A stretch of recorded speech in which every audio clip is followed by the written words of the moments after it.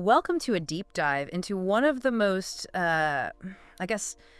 challenging and enduring stories ever told, the binding of Isaac. Yeah. We're going to right. unpack this profound narrative from Genesis 22, Right. where we see Abraham's faith put to the ultimate test. Yeah. Now, this story, it isn't just a historical account. It's a cornerstone of various faiths. Yeah. And even if you're not coming at it from a religious perspective, the themes of faith, sacrifice, and obedience explored here are universally human. What's fascinating about this story is how it resonates across cultures and throughout time. Right. It grapples with these really difficult questions about the nature of faith and the lengths to which we're willing to go for what we believe. Yeah, to set the scene. Yeah. We have Abraham, who has finally received the son he was promised after years of waiting. Right. Isaac represents the fulfillment of a divine covenant, Yeah. which is essentially a sacred agreement or promise between God and Abraham. You can imagine the joy and relief that he and Sarah must have felt. And then God asks him to do the unthinkable sacrifice.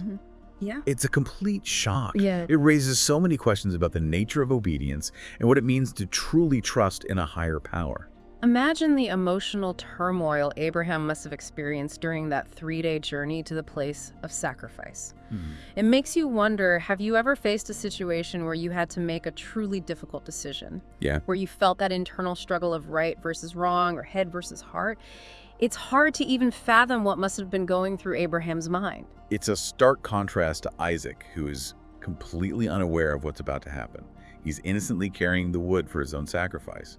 The text doesn't shy away from these heart-wrenching details, and it makes you confront the rawness of the situation. And then we have that incredibly poignant moment when Isaac asks, "Father, the fire and the wood are here, but where's the lamb for the burnt offering?" It's such a simple question, Right. but it's loaded with dramatic irony. Abraham's response, "God himself will provide the lamb for the burnt offering, my son," is heavy with both meaning and foreshadowing. That phrase, "God will provide," has resonated with people through the ages, hasn't it? Oh, yeah.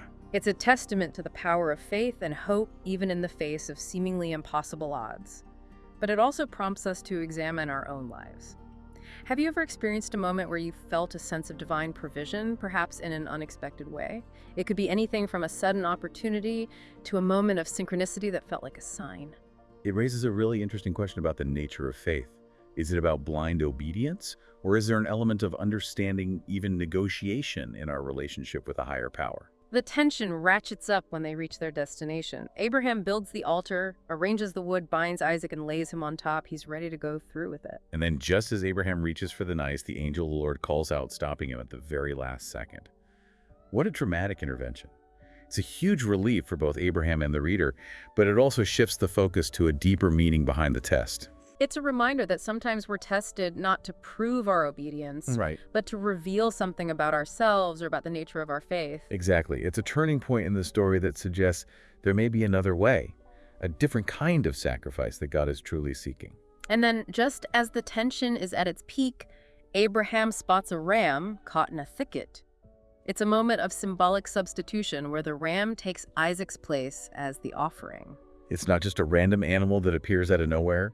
The ram becomes a powerful symbol of God's provision, a sign that there's another way, a path that doesn't involve the ultimate sacrifice of a human life. This substitution raises some interesting questions about how sacrifice is viewed.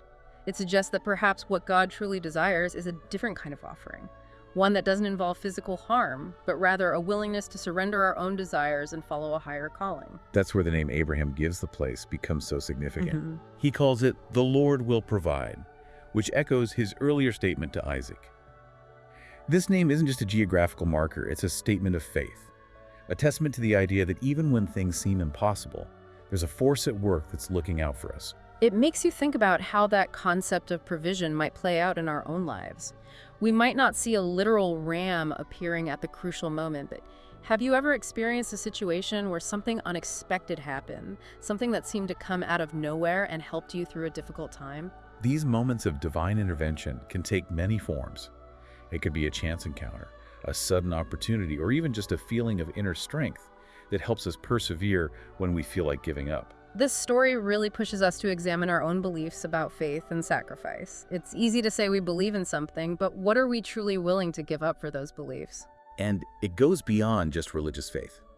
It makes us think about our values, our goals, the things that are most important to us.